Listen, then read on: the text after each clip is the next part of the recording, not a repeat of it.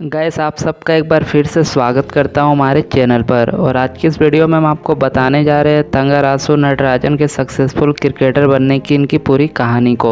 तो इसलिए आप सब वीडियो को पूरा ज़रूर देखिए। गाइस 27 मई साल 1991 को तंगारासु नटराजन का जन्म तमिलनाडु के सलीम जिले के पास एक छोटे से गाँव में हुआ था। और नटराजन बेहद ही गरीब परिवार से थे क्योंकि इनके पिता एक कपड़े की मिल में छोटी सी नौकरी किया करते थे।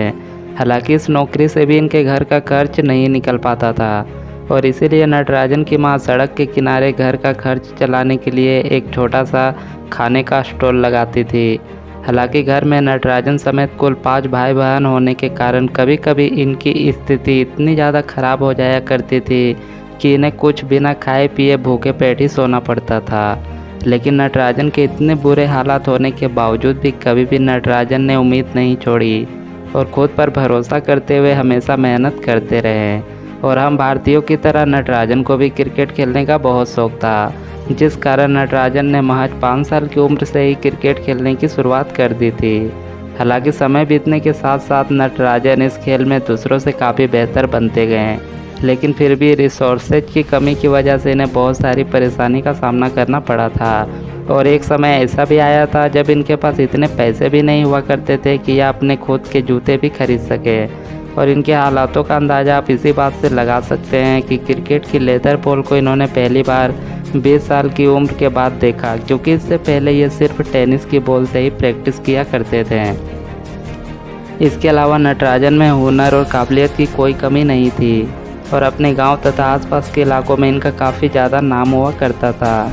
लेकिन घर की आर्थिक स्थिति खराब रहने की वजह से ये क्रिकेट में अपना करियर नहीं बना पा रहे थे। लेकिन कहते हैं ना, कोशिश करने वालों की कभी हार नहीं होती है। और ये बात तब सही साबित हो गई जब जयप्रकाश नाम के एक व्यक्ति ने नटराजन का साथ देने के लिए आगे आए और इन्होंने अपने खर्चे पर नटराजन को खेलने के लिए चेन्नई भेजा। और इनको ही नटराजन अपना गुरु, अपना गॉडफादर, अपना बड़ा भाई सब कुछ मानते हैं। और इतना ही नहीं, नटराजन की गैर मौजूदगी में इनके परिवार का ख्याल भी जयप्रकाश ने ही रखा था। और नटराजन यह भी कह चुके हैं कि जयप्रकाश की मदद के बिना ये आज अपने गांव या किसी शहर में मजदूरी कर रहे होते। इसके अलावा नटराजन के चेन्नई जाने के बाद से साल 2011 में इन्हें तमिलनाडु के डोमेस्टिक टूर्नामेंट में खेलने का मौका दिया गया था। और यहाँ से पहली बार नटराजन टूर्नामेंट के आयोजकों और क्रिकेट से जुड़े कुछ अन्य लोगों की नज़र में आए। दरअसल नटराजन में यॉर्कर बॉल डालने की गजब की काबिलियत है, जिसके चलते आज भी यह ओवर की हर बॉल को सटीक यॉर्कर डालते हैं। और तमिलनाडु के घरेलू क्रिकेट टूर्नामेंट खेलने के बाद से नटराजन को अलग अलग टूर्नामेंट में खेलने का मौका मिलने लगा। फिर नटराजन ने तमिलनाडु क्रिकेट एसोसिएशन के लिए 4th डिवीज़न क्रिकेट खेले और यहाँ इनके ज़बरदस्त परफॉर्मेंस के लिए इन्हें विजय क्रिकेट क्लब में शामिल कर लिया गया। और इस क्लब क्रिकेट में नटराजन 1 साल तक 1st डिवीज़न क्रिकेट खेलते रहे। और फिर एक दिन एक क्रिकेट मैच के दौरान एक कोच की नज़र नटराजन पर पड़ी और ये नटराजन की बॉलिंग से इतने प्रभावित हुए कि यह इनको अपनी जोली रोवर्स क्लब की तरफ से मैच खेलने का ऑफ़र दे डाला। और इस क्लब से खेलना नटराजन के लिए बहुत बड़ी उपलब्धि थी, क्योंकि यह एक बहुत बड़ा और फेमस क्रिकेट क्लब है और इस क्लब का हिस्सा रविचंद्रन अश्विन और मुरली विजय जैसे बड़े बड़े क्रिकेटर्स भी रह चुके हैं। तथा इस क्लब में शामिल होने का नटराजन को यह फ़ायदा हुआ कि इनकी पहचान क्रिकेट से जुड़े कुछ बड़े लोगों की नज़रों में आने लगे थे, जो कि आगे बढ़ने में इनकी मदद कर सकते थे। और लगभग 1.5 साल तक नटराजन इसी क्रिकेट क्लब के लिए क्रिकेट खेलते रहे और आखिरकार साल 2014-15 में रणजी ट्रॉफी के लिए इनका सिलेक्शन तमिलनाडु टीम में हो गया और यह इनकी ज़िंदगी की अब तक की सबसे बड़ी उपलब्धि थी। हालांकि इनकी यह कोशिश ज़्यादा समय तक नहीं टिक पाई, क्योंकि रणजी में सिलेक्शन होते ही इनकी बॉलिंग एक्शन पर सवाल उठने लगे और इन्हें टीम से बाहर का रास्ता दिखा दिया गया था। और अब क्रिकेट करियर की शुरुआती दौर में ही टीम से बाहर कर दिया जाना किसी भी खिलाड़ी का मनोबल तोड़ देता है। लेकिन नटराजन कहाँ हार मानने वाले थे और ये पूरी तरह मेहनत से अपने बॉलिंग एक्शन में सुधार करने की कोशिश में लग गए। और इस दौरान इन्हें किसी एक्सपर्ट की भी ज़रूरत नहीं पड़ी जो कि इन्हें सही रास्ता दिखा सके। और ऐसे में इनकी मदद के लिए तमिलनाडु के पूर्व क्रिकेटर सुनील सुब्रमण्यम, दिवाकर वासु और एम वेंकटर रमन ने की थी। और इनकी मदद से नटराजन ने अपने एक्शन में सुधार करके जल्दी क्रिकेट में कमबैक किया और इस कमबैक के बाद इनकी परफॉर्मेंस और भी ज़्यादा बेहतर हो गई थी। फिर साल 2016 से तमिलनाडु प्रीमियर लीग का शुरू होना नटराजन की ज़िंदगी का सबसे बड़ा टर्निंग पॉइंट था, क्योंकि इस टूर्नामेंट की वजह से ही किंग्स 11 पंजाब की नज़र इन पर पड़ी थी।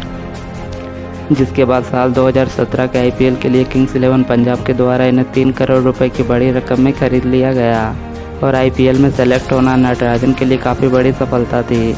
लेकिन अपने पहले सीजन में इनका परफॉर्मेंस कुछ खास नहीं रहा, क्योंकि चोट के चलते नटराजन इस आईपीएल सीजन के 6 मैच नहीं खेल पाए और पूरे 6 मैचों में भी ये सिर्फ 2 ही विकेट ले पाए थे। और इनकी इस खराब परफॉर्मेंस की वजह से साल 2018 में किंग्स 11 पंजाब की टीम ने इन्हें बाहर कर दिया था, जिसके बाद सनराइजर्स हैदराबाद टीम ने सिर्फ 40 लाख की रकम देकर इन्हें अपनी टीम में ले लिया था। यानी पहला सीजन खराब होने की वजह से इनकी कीमत 3 करोड़ से सीधे 40 लाख पर आ गई थी। हालांकि इसके बाद साल 2018 और 19 के आईपीएल में ये प्लेइंग 11 में भी जगह नहीं बना पाए, लेकिन साल 2020 के आईपीएल में जब इन्हें मौका मिला तो इन्होंने कमाल करके दिखा दिया और इस सीज़न में दुनिया के बड़े बड़े बल्लेबाज नटराजन की गेंदबाजी के सामने बेबस होते हुए नजर आए। और इनकी बॉलिंग इतनी सटीक थी कि एमएस धोनी जैसे बड़े बल्लेबाज भी नटराजन की बॉलिंग को सही से नहीं समझ पा रहे थे। और इस पूरे सीज़न में नटराजन ने अपनी बेहतरीन गेंदबाजी से कुल 16 विकेट लिए थे, जिसमें एबी डिविलियर्स और विराट कोहली जैसे बड़े बल्लेबाज भी शामिल थे। और जिस तरह से नटराजन ने एबी डिविलियर्स को क्लीन बोल्ड किया था, तब लोगों को समझ आ गया था कि नटराजन कोई छोटे मोटे गेंदबाज नहीं है।